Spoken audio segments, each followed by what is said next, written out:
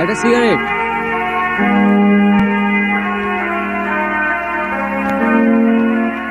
এই যে ভাই।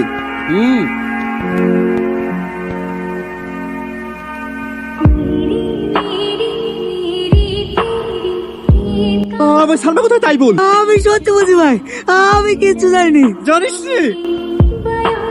বুঝি বুঝি।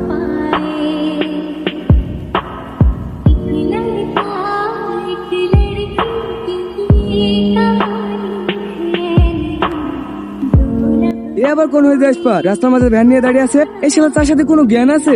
এই শোন যা তো। ওই নানা কথা শুনতেছেন?